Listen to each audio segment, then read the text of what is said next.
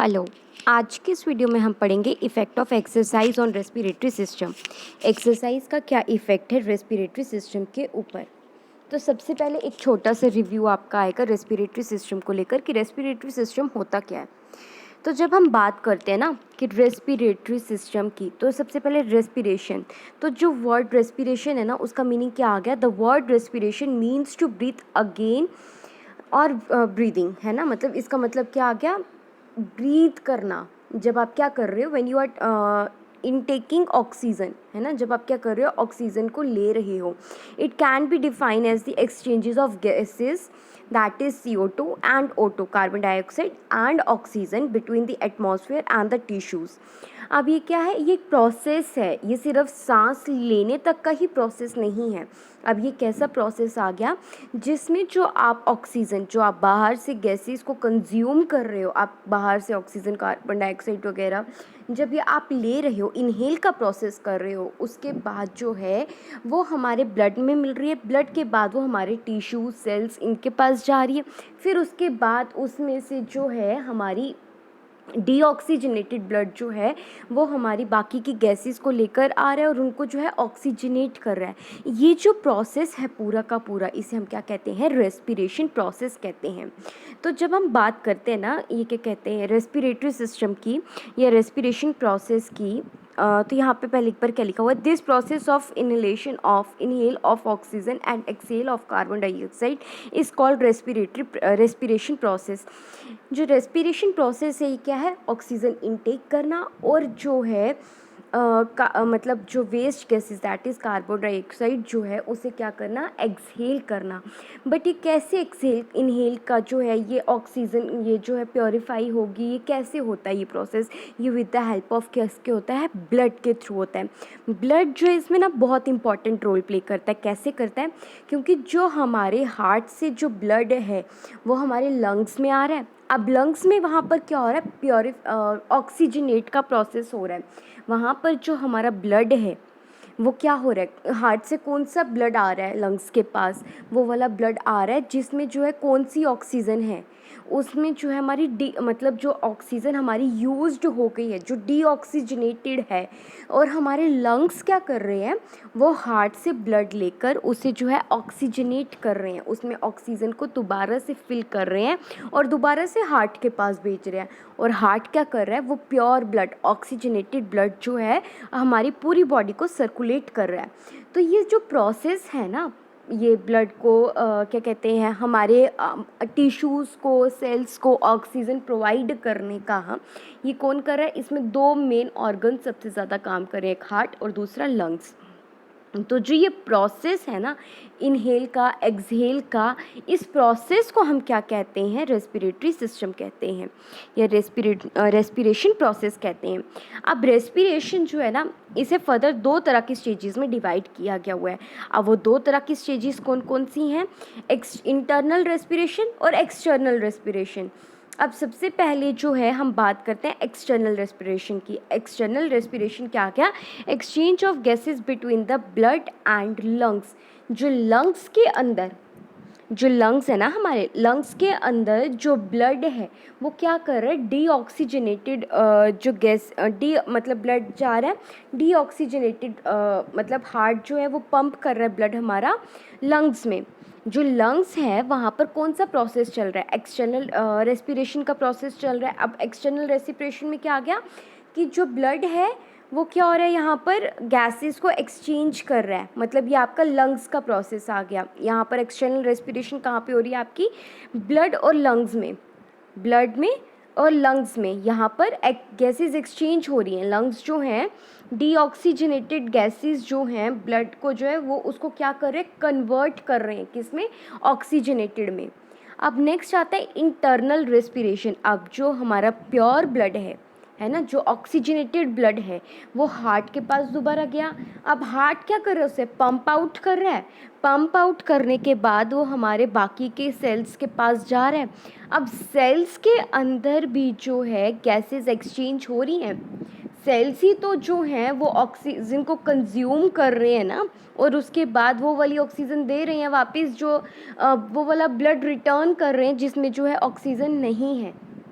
तो जो सेल के अंदर का प्रोसेस है गैसेस को एक्सचेंज करने का, सेल और ब्लड के अंदर का जो प्रोसेस है गैसेस को एक्सचेंज करने का, उसको हम क्या कहते हैं, इंटरनल रेस्पिरेशन। और एक्सटर्नल रेस्पिरेशन जो है वो कहाँ पे प्रोसेस होता है, ब्लड का और लंग्स का। अभी दोनों में क्या फ़र्क है, एक्सटर्नल रेस्पिरेशन ब्लड इंटरनल में भी है, एक्सटर्नल में भी है, ठीक है। अब गैसेस जो है वो एक्सचेंज जो है एक्सटर्नल रेस्पिरेशन में कहाँ पर हो रही है, लंग्स में। इंटरनल रेस्पिरेशन में कहाँ पर हो रही है, सेल्स में हो रही हैं। अब हम देखेंगे effect of exercise on respiratory system. Exercise का क्या इफ़ेक्ट पड़ता है रेस्पिरेटरी सिस्टम के ऊपर। तो सबसे पहले हम बात करते हैं इफ़ेक्ट ऑफ कि क्या क्या इफ़ेक्ट पड़ता है एक्सरसाइज का। तो रेगुलर एक्सरसाइज हम जब करते हैं तो वो क्या करती है, हमारे रेस्पिरेटरी सिस्टम पे इफ़ेक्ट डालती है। अब जैसे कि सबसे पहला इफ़ेक्ट आ गया स्ट्रॉन्ग विल पावर। जैसे कि क्या कहते हैं, regular exercise increase the will power of the individual. For example pranayama, specific exercise for lungs increase the will power of the doer. अब क्या है कि कोई भी काम करना है जब आपने, तो आपको उस काम को परफॉर्म करने के लिए एनर्जी चाहिए होती है। इसकी एक छोटी सी एग्जांपल, जब कभी भी आपने हैवी वेट को लिफ्ट करना है तो आप क्या करते हो, या आपने जब बहुत तेज़ भागना है तो आप क्या करते हो, सबसे पहले आप डीप ब्रीद इन करते हो, आपने एक लंबी सांस भरते हो, लंबी सांस भरने के बाद क्या करते हो, आप इमिडिएटली जो है वेट को लिफ्ट करते हो या बहुत तेज़ दौड़ते हो। तो वो क्या है, उसने आपके लंग्स के अंदर कैपेसिटी को इंक्रीज़ कर दिया, आपकी विल पावर को इंक्रीज़ कर दिया, ताकि आप क्या कर सको, उस काम को अच्छे से परफॉर्म कर सको। तो इस तरह से ये क्या करती है, इंसान की कार्य करने की क्षमता को भी बढ़ाती है। It increase the level of performance and also motivate the performer to perform the exercise. Next आपका आता है increase in tidal air capacity. Tidal air capacity सबसे पहले क्या हुआ, tidal air capacity is the amount of air that flows in and out of the lungs in each quiet respiratory movement. अब यहाँ पर ये क्या कह रहे हैं कि टाइडल एयर कैपेसिटी को इंक्रीज़ करती है। टाइडल एयर कैपेसिटी क्या होगी, टाइडल वॉल्यूम जिसके हम कह सकते हैं। तो अब टाइडल वॉल्यूम क्या आ गई, मतलब जो हम नॉर्मल इनहेल एक्सहेल कर रहे हैं विदाउट एनी प्रेशर, मतलब डीप ब्रीद इन नहीं या डीप ब्रीद आउट नहीं, आप जो नॉर्मल इनहेल एक्सहेल कर रहे हो that is your tidal air capacity.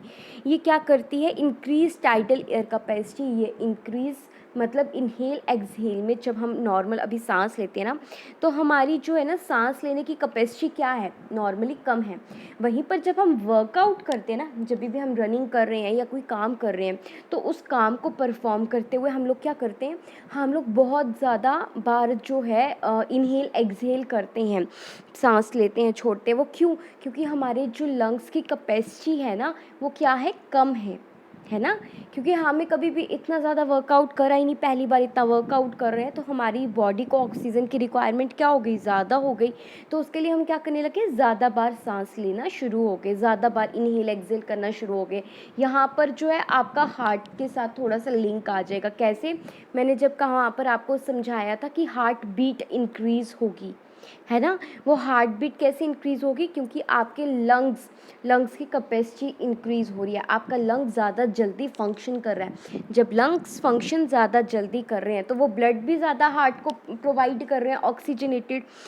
तो वैसे ही जब आप रेगुलर बेसिस के ऊपर एक्सरसाइज करते रहोगे तो उससे क्या होगा, आपकी टाइडल एयर कैपेसिटी क्या हो जाएगी, इंक्रीज़ हो जाएगी। आपकी एक ही ब्रीथ में जो है ऑक्सीजन को कंज्यूम करने की कैपेसिटी क्या होगी, इंक्रीज़ होगी। डिक्रीज, नेक्स्ट पॉइंट क्या आता है, decrease in the rate of respiration. अब जो है रेट ऑफ रेस्पिरेशन में क्या होता है, डिक्रीज होता है। अब कैसे, अब जैसे इसकी एक एग्जांपल आपकी बहुत अच्छी आती है एथलीट की। एक ट्रेंड एथलीट है, उसका हार्ट जो है वो कितनी बार बीट करता है, नियर अबाउट हम इसकी एवरेज के अकॉर्डिंग लेकर चलते हैं 40 की 42 बीट्स पर मिनट। क्यों, क्योंकि उसके हार्ट का, हम कहते हैं ना, हार्ट रेट इंक्रीज़ हो गया है। तो सिर्फ हार्ट रेट ही नहीं, उसके साथ साथ उसके लंग्स की कैपेसिटी भी इंक्रीज़ हो गई है कि वो एक ही बार में ज़्यादा से ज़्यादा ब्लड को, ऑक्सीजनेटेड ब्लड को जो है पंप सेंड कर सके हार्ट के पास। जब वो एक बार में ज़्यादा ब्लड को जो है सर्कुलेट कर पाएगा, ज़्यादा ब्लड को जो है ऑक्सीजनेट कर पाएगा, तो उसे बार बार जो है रेस्पिरेशन, सांस लेने, मतलब बार बार इनहेल एक्सहेल करने का जो वो प्रोसेस है वो क्या हो जाएगा, उसका डिक्रीज़ हो जाएगा। जैसे कि हमारे पास एक 5 लीटर का मग है और एक 2 लीटर का मग है, तो ज़्यादा जो है कौन सा जो मग है वो ज़्यादा जो है ब्लड वाटर को जो है टब में से ख़त्म करेगा, 5 लीटर वाला कि 2 लीटर वाला? डेफिनेटली 5 लीटर वाला। क्यों? क्योंकि उसकी कैपेसिटी इंक्रीज़ हो गई है। जब उसकी कैपेसिटी इंक्रीज़ हो गई है तो उसे जो है सिर्फ 2 बार, 10 लीटर का हमारे पास पानी पड़ा है तो सिर्फ उसको 2 बार ही उसे क्या करना है, निकाल के बाहर रखना है, तो उसका टब खाली हो जाएगा। तो सेम वैसा ही है, उसको क्या करना पड़ा, उसकी रोटेशन, उसको जो एफर्ट्स थे वो कितनी बार लगाने पड़े, सिर्फ 2 बार लगाने पड़े। वहीं एक इंडिविजुअल है जिसके लंग्स की कैपेसिटी इंक्रीज़ हो गई है, तो उसको अपनी जो है सेल्स को जो है ऑक्सीजनेट करने का प्रोसेस जो है वो क्या हो जाएगा, कम हो जाएगा। वहीं पर एक जो नॉर्मल इंडिविजुअल है जिसके रेस्पिरेशन प्रोसेस में जो उसका लंग्स की कैपेसिटी उतनी ही है, उसका जो प्रोसेस में जो है रेस्पिरेशन का रेट जो है वो नॉर्मल जितना था उतना ही रहेगा। वहीं पर जो एक ट्रेंड एथलीट है या एक ऐसा इंडिविजुअल है जो एक्सरसाइज करता है, तो उसका रेस्पिरेशन का प्रोसेस क्या हो जाएगा, कम हो जाएगा। क्यों? क्योंकि उसके लंग्स की कैपेसिटी इंक्रीज़ हो गई है। अब वो एक ही बारी में ज़्यादा अमाउंट में ऑक्सीजन को जो है ब्लड को ऑक्सीजनेट कर पाएगा। नेक्स्ट है स्ट्रेंथ डायफ्रागम्स एंड मसल्स। जो हमारे लंग्स के मसल्स हैं उनको ये क्या करता है, ज़्यादा स्ट्रेंथ प्रोवाइड करता है, उनको जो है स्ट्रॉन्ग बनाने में हेल्प करता है। नेक्स्ट है अवॉइड सेकेंड विंड। अब सेकेंड विंड कौन सी आ गई, जैसे कि आप कभी काम कर रहे होते हैं ना, काम करते हुए क्या होता है कि आप 2 मिनट रुक के एक लंबी सांस ले रहे हो। अब जैसे कि अब आप दौड़ रहे हो, दौड़ते हुए आप क्या कर रहे हो, आप दौड़ रहे हो, दौड़ते दौड़ते आप रुक गए, आपने क्या किया, दोबारा से एक लंबी सांस भर के इनहेल किया, उसे हम क्या कहते हैं, second wind. For a beginners, the stage of second wind means the ability to breathe freely, and having been out of breath is indeed in a crucial stage. But for a person who does regular exercise is a hardly felt. Sometime a well experienced athlete also have the same experience of the second wind. अब second wind में क्या हो गया कि जैसे कि एक नए नए बिगनर्स हैं, आप कोई काम कर रहे हो, तो काम करते हुए क्या होता है, आपको बार बार जो है रुक कर आप कुछ सेकंड के लिए स्टॉप हो रहे हो, स्टॉप होने के बाद आप क्या कर रहे हो, दोबारा से इनहेल कर रहे हो, दैट इज़ सेकेंड विंड। तो जब स्टार्टिंग में आप एक्सरसाइज करते हो तो उस समय क्या होता है, सेकेंड विंड जो बहुत ज़्यादा बार आपको जो है लेने पड़ती है। मीन्स क्या होता है, स्टॉप होने के बाद आप दोबारा से इनहेल कर रहे हो, फिर उसके बाद आप जो है अपनी एक्टिविटी को कंटिन्यू कर रहे हो। बट वहीं पर जब आप जो है रेगुलर एक्सरसाइज करोगे, आप कंटिन्यूसली एक्सरसाइज कर रहे हो, आपका जब लंग्स की कैपेसिटी इंक्रीज़ हो जाएगी तो सेकेंड विंड का तो चांस ही नहीं रहेगा। क्यों सेकेंड विंड का चांस क्यों है, जब आपके बॉडी को प्रॉपर ऑक्सीजन नहीं मिल पा रही है, तभी आप रुक के जो है अपनी बॉडी को ऑक्सीजन प्रोवाइड कर रहे हो ना, रुक कर आप सांस ले रहे हो। वहीं पर जब लंग्स की कैपेसिटी इंक्रीज़ हो जाएगी तो सेकेंड विंड के भी जो डिक्रीज़ होना शुरू हो जाएंगी। नेक्स्ट है इंक्रीज़ इन एंड्योरेंस। अब रेगुलर एक्सरसाइज करने से, हमने पहले भी पढ़ा था कि एंड्योरेंस क्या होती है, इंक्रीज़ होती है। अब इसके पीछे स्पेसिफिक रीज़न क्या है इंक्रीज़ होने का, वो ये है कि जो है हमारी बॉडी को ऑक्सीजन की ज़रूरत होती है कोई भी काम को परफॉर्म करने के लिए। हमारे सेल्स के अंदर जितने भी एक्शंस होती हैं, एक्शन रिएक्शंस होते हैं, उन सब के लिए ऑक्सीजन की रिक्वायरमेंट रहती है। अब जो एक इंसान है वो रेगुलर एक्सरसाइज परफॉर्म कर रहा है, उसके लंग्स की कैपेसिटी इंक्रीज़ हो रही है, तो उसके जो अंदर क्षमता है काम करने की वो भी क्या हो रही है, बढ़ रही है। जब किसी भी काम को परफॉर्म करने की उसकी क्षमता बढ़ रही है तो एंड्योरेंस भी क्या हो रही है, उसके साथ साथ डेवलप्ड हो रही है। अब यहाँ क्या, if a exercise is performed regularly for a longer period it increase endurance. अब इसकी एक एग्जांपल है, आप पहले दिन जो है रनिंग के लिए जा रहे हो, ठीक है, आप लोग जो सपोज़ वॉक के लिए जा रहे हो, 1 घंटे की वॉक के लिए, आप लोग हार्डली ही जब 1 घंटा मतलब आप नहीं मतलब पहले दिन हो सकता है पॉसिबिलिटीज़ आर देयर कि आप 1 घंटे में पूरा का पूरा थक जाओ, है ना? अब उसी के बाद आप कॉन्टिन्यूसली जो है आप रेगुलरली जो है वॉक के लिए निकल रहे हो, 2 दिन हो गए, 10 दिन हो गए, तो आप जो है 1 घंटे के अंदर भी एग्ज़ॉस्ट नहीं होंगे, आप नहीं थकोगे। वो क्यों नहीं थकोगे? क्योंकि आपके अंदर जो है लेवल ऑफ एंड्योरेंस क्या हो चुका है, इंक्रीज़ हो चुका हुआ है।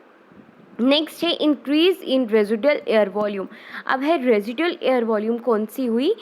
अब रेजिडुअल एयर वॉल्यूम हो गई जब हम जो है एक्सहेल करते हैं ना, एक्सहेल करने के बाद भी हमारी जो हमारे जो लंग्स है ना, उनमें कुछ अमाउंट ऑफ ऑक्सीजन जो है वो क्या हो जाती है, बच जाती है। उसे हम क्या कहते हैं, रेजिडुअल एयर वॉल्यूम कहते हैं। अब ये क्या, if a individual perform regular exercise his residual air capacity increases in comparison to an individual who does not perform regular exercise. अब जो है मतलब आपके पास जब लंग्स की कैपेसिटी इंक्रीज़ हो गई तो वो रेजिडुअल एयर वॉल्यूम, उसके अंदर जो है एयर को कंज्यूम करने की, उसके अंदर एयर को रखने की कैपेसिटी भी तो क्या हुई, इंक्रीज़ हुई ना। पहले जब थे हम बार बार इनहेल कर रहे थे, एक्सहेल कर रहे थे, तो हमें क्या करना था, फोर्स भी हम लगा रहे थे इनहेल एक्सहेल करने में। तो जितनी हम इनहेल एक्सहेल करते हुए इनहेल कर रहे हैं, एक्सहेल कर रहे हैं, तो एक्सहेल करते हुए हमारे लंग्स से जो ऑक्सीजन है, जो गैसेस हैं, वो क्या हो रही हैं, बाहर निकल रही हैं। अगर हम रेगुलर एक्सरसाइज परफॉर्म नहीं करते हैं तो लंग्स के अंदर जो है कुछ अमाउंट ऑफ ऑक्सीजन जो है वो हमेशा रह जाती है। सॉरी, अगर हम रेगुलर एक्सरसाइज को परफॉर्म करते हैं तो वो ज़्यादा अमाउंट में रहना शुरू हो जाती है। हमारी जो रेजिडुअल एयर वॉल्यूम जो है वो क्या होना शुरू हो जाती है, इंक्रीज़ होना शुरू हो जाती है। Increase in the size of lungs and chest. अब जो है ये लंग्स और चेस्ट के साइज़ को भी इंक्रीज़ करती है। कैसे इंक्रीज़ करती है, जब हमारे लंग्स के मसल्स जो हैं वो स्ट्रॉन्ग होना शुरू हो जाएंगे तो उनका जो है साइज़ इंक्रीज़ होगा। पहले जो है एक आपके पास जो है मसल है जिसने कभी एक्सरसाइज नहीं करी तो वो कैसा होगा, एकदम ढीला ढाला सा मसल होगा। वहीं पर जब आप रेगुलर एक्सरसाइज कर रहे हो, मैंने जैसे आपको पहले भी बताया था कि आपके स्केलेटल सिस्टम के ऊपर, कि मस्कुलर सिस्टम के ऊपर, सॉरी, मस्कुलर सिस्टम में जब आप एक्सरसाइज कर रहे हो तो उससे क्या हो रहा है, मसल्स बिल्डअप हो रही हैं। तो वहीं पर जब आप रेगुलर एक्सरसाइज करो तो लंग्स के और चेस्ट के भी मसल्स क्या होंगे, इंक्रीज़ होंगे। जब ये मसल्स इंक्रीज़ होंगे तो डेफिनेटली आपको जो है ये क्या कहते हैं, when a person perform exercise regularly he और she require more amount of oxygen, he inhale more amount of air during exercise continuously. His lungs and chest are exercised. After some period the size of lungs and chest increases. जब हम regularly exercise करते हैं तो हमारे muscles क्या होते हैं, increase होते हैं। हमारे मसल्स जो होते हैं बिल्डअप होते हैं। जब आपके मसल्स बिल्डअप होंगे तो डेफिनेटली आपकी जो लंग्स का साइज़ है वो भी क्या होगा, इंक्रीज जो होगा। नेक्स्ट है prevention from disease. Prevention from disease मतलब अगर आप प्रॉपर तरीके से एक्सरसाइज कर रहे हो तो आपका इनहेल और एक्सहेल का प्रोसेस सही तरीके से चलता रहेगा। सेकेंड विंड का चांसेस डिक्रीज़ हो जाएंगे। तो अस्थमा जैसी जो प्रॉब्लम्स हैं वो भी क्या होना शुरू हो जाएंगी, डिक्रीज़ होना शुरू हो जाएंगी। और भी बहुत सी प्रॉब्लम्स हैं, जैसे कि बहुत से लोगों को जो लंग इन्फेक्शन होती है वो भी ख़त्म होना शुरू हो जाएगी। वो कैसे, क्योंकि जैसे हम पढ़ते हैं ना कि प्राणायाम करने से हमारे लंग्स की कैपेसिटी इंक्रीज़ होती है, तो वैसे ही सेम इसके साथ है कि क्या होता है कि आपकी डिज़ीज़ से प्रिवेंशन होगा और आपकी बॉडी ज़्यादा अच्छे से फंक्शनिंग परफॉर्म कर पाएगी। Increase in vital air capacity. Vital air capacity कौन सी हो गई, जैसे मैंने आपको पहले यहाँ बताया था कि टाइडल एयर कैपेसिटी आ गई नॉर्मल इनहेल का प्रोसेस। अब वहाँ पर जब हम बात करते हैं vital air capacity means forcefully, यहाँ पर जो वर्ड ऐड होगा आपका वो कौन सा होगा, मैक्सिमम एफर्ट। मैक्सिमम एफर्ट में क्या आ गया कि आप ज़्यादा एफर्ट के साथ इनहेल कर रहे हो। जैसे जब आप डॉक्टर के पास जाते हो तो डॉक्टर आपको कहते हैं टेक डीप ब्रीथ इन, वो क्या आ गया आपका वाइटल, मीन्स आप क्या कर रहे हो, मैक्सिमम एफर्ट के साथ इनहेल और मैक्सिमम एफर्ट के साथ एक्सहेल कर रहे हो। तो जब आपका जो है मैक्सिमम एफर्ट के साथ इनटेक एक्सहेल कर रहे हो तो जो मतलब क्या होगा, एक इंडिविजुअल की एक जो है एक नॉर्मल इंडिविजुअल है वो कितने से कितनी जो है कैपेसिटी जो है कितनी वेरी करती है कि, तो कितनी कैपेसिटी एक नॉर्मल इंडिविजुअल की कैपेसिटी है 3500 टू 4500। ठीक है, एक नॉर्मल इंडिविजुअल की जो वाइटल एयर कैपेसिटी है वो कितनी है, इतनी है। वहीं पर जब है टाइडल वॉल्यूम इंक्रीज़ होगी, टाइडल वॉल्यूम कौन सी हो गई, जब आप बिना जो है एफर्ट के सांस ले रहे हो, जब वो इंक्रीज़ होगी तो डेफिनेटली जो है एक इंसान की जो है एयर कैपेसिटी, एक जो है ऑक्सीजन को एफर्टली मतलब उसके जो है लंग्स के अंदर जो कैपेसिटी है ऑक्सीजन को कंज्यूम मतलब स्टोर करने की, वो भी क्या होगी, इंक्रीज़ होगी। और वो कितने से कितने पॉइंट तक इंक्रीज़ हो सकती है, अप टू 5500 सीसी, इतने तक जो है वो इंक्रीज़ हो सकती है। तो these are the some functions, these are the some points which shows about the effect of exercise on the respiratory system. तो वो क्या क्या पॉइंट्स हैं एक बार हम दोबारा से रिवाइज करेंगे।